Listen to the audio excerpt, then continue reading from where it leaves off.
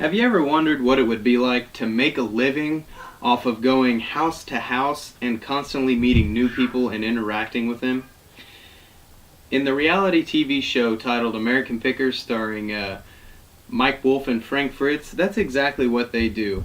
For those of you who've seen the show, it's a fantastic show. For those of you who haven't, it's about these two guys, and they have a couple different stores, one in Tennessee, one in Iowa. And what they do is they go around and they call it picking, which is basically the label they put on themselves as pickers. And they go around finding stuff that they can buy, like antiques or what they call rusty gold, that they can make $1 off of. They take it back to the shop if it needs work. They put the work into it, whatever needs to be done to it, and then they sell it. And that's how they make their living, and they're very good at it.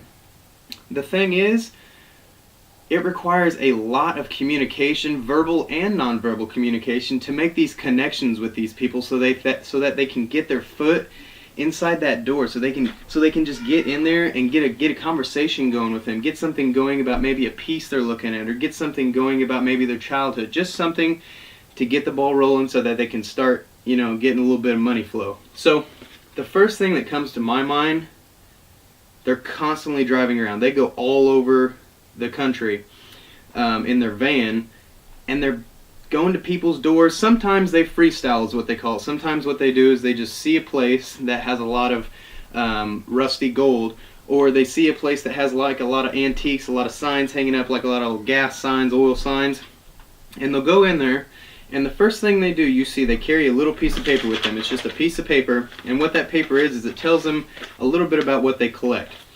But onto the important part, when they knock on that door, they need to make sure that they do not have communication apprehension, which is basically the anxiety that comes when you're speaking. Now, obviously, sometimes, when they go up to a house, sometimes they can have communication apprehension, but especially during freestyle. Now, a lot of the times they can get leads from their secretary, and she can tell them that they've already talked to this person, they're willing to sell, they're willing to come let them look at some stuff.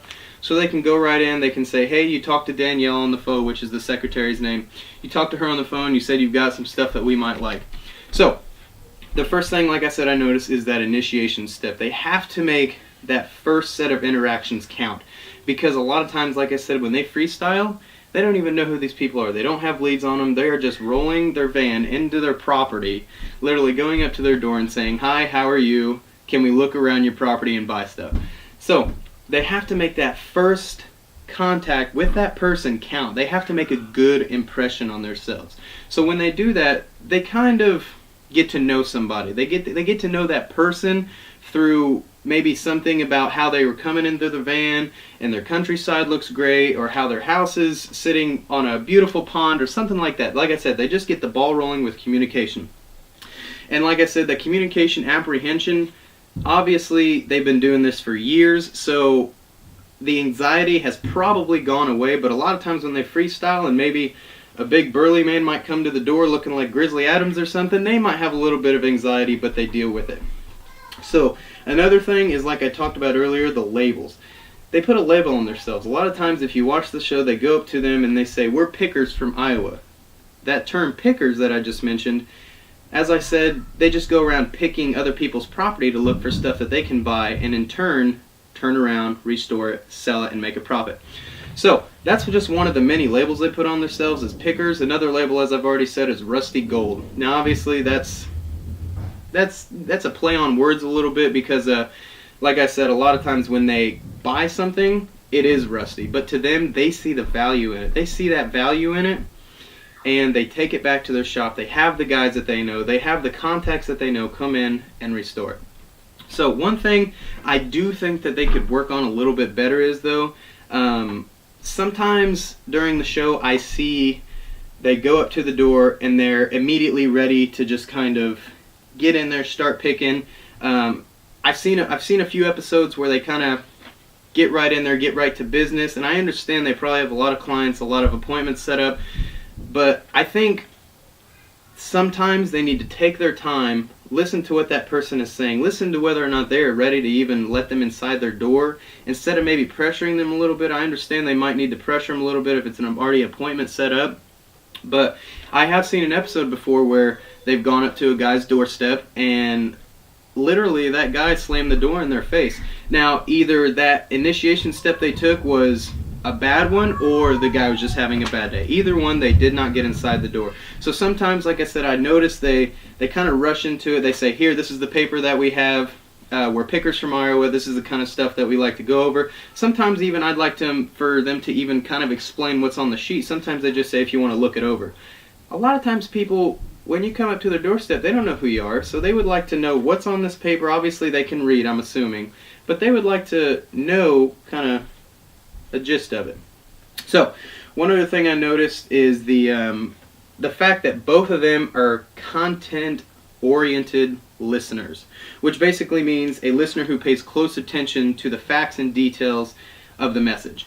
So when this comes in handy is after all the communication is set up, after they make that first foot in the door and they're going to the property and starting to pick around.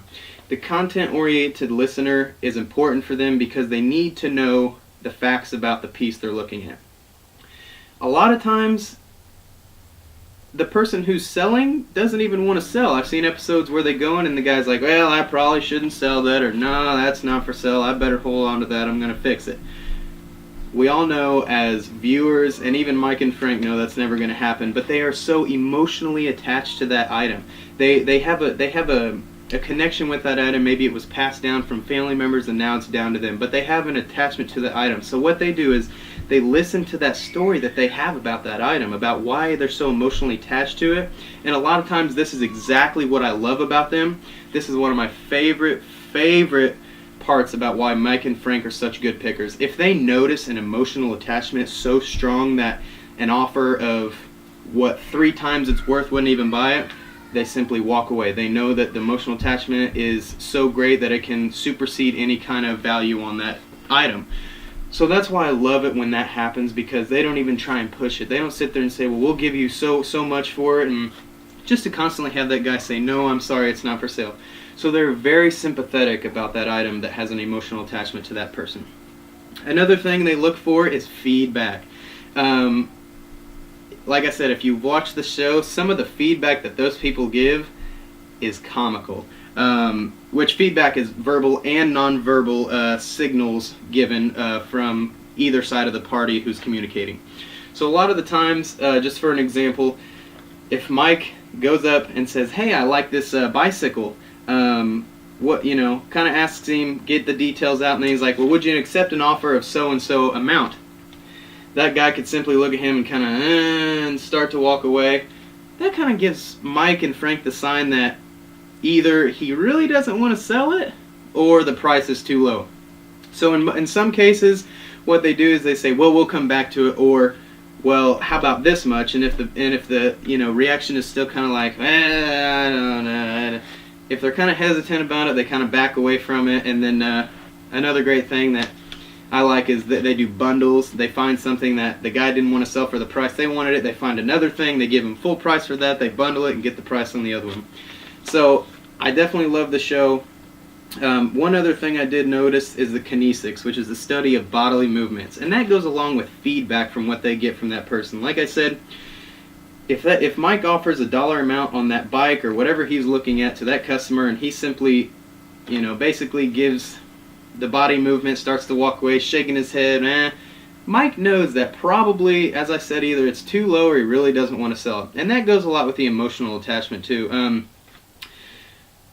Like I said, the emotional attachment, obviously, what I love is that they don't push him to sell it. They know there's an emotional attachment there, they stop. And that's body movements, they can definitely show emotional attachment too, because when you think about it, if he's looking at that bike, for instance, this is just an example. If Mike is looking at that bike and that guy just kind of leans on it, and maybe he's just kind of like, well, just kind of rubbing it, trying to get maybe the dust off of it a little bit, that kind of shows that he still has a little bit of feelings for that piece that Mike and Frank are looking at, even though it's been in that barn for 60, 70 years, maybe since he was a little kid. But just the slightest movement of trying to get that dust off, making sure that bell works on that bike, that kind of lets them know that probably his bodily movements is showing them that maybe there's some sort of attachment there, and maybe that they shouldn't push it any farther than what they're pushing it. Last but not least, I had to bring this up, artifacts. That's that's the main thing, the main word that I would love to focus on in this. The artifacts is what they call rusty gold. Artifacts is the personal objects that are used to communicate. Now, when you think about it, for instance, if Mike and Frank are digging, and we'll just pretend this is some sort of old-time gas sign, like from the 30s or something, BP oil or something like that. If they find this, and they look at it and they're just kind of like, man, this is a nice artifact right here, Mike, what do you think? And they get to looking at it, that artifact is just simply a personal object used to communicate. Now, a lot of times is what they like is that they want to know the story behind it. Mike and Frank love the stories behind the pieces. In fact, a lot of the times when they sell their pieces, they simply take that story that person told them and they tell it to the seller. It's great to know the story behind something so that you can keep that story going to the buyer, maybe to the seller, and then the next buyer. It's just fantastic to know the story behind them, because sometimes I'm wrapped in just by the stories of what the people who are selling to Mike and Frank are behind the artifacts. So that is one thing that I absolutely love. Not only the emotional attachments and how they don't push it, but the fact that they love the stories behind the artifacts. And that's really, I think, a big communication tool that they use, is the fact that they take time to listen, because they are content-oriented listeners. They take time to listen to the story behind that artifact so they can keep that communication going between buyer and seller. And ultimately, this makes it just one big communication process, and they have to constantly do it day in, day out, day in, and day out. They constantly have to go door to door, make that first step, get their foot in the door, and then keep that process going if they want to keep their business alive. So for the American Pickers Show, it is all about communication. It is all about selling tactics, whatever you want to call it. But ultimately, the communication involved in the reality TV show American Pickers, in my mind, supersedes all, because of the fact that they meet someone new every single day. So, without further ado, I'm Ryan Evans. Thank you for your time.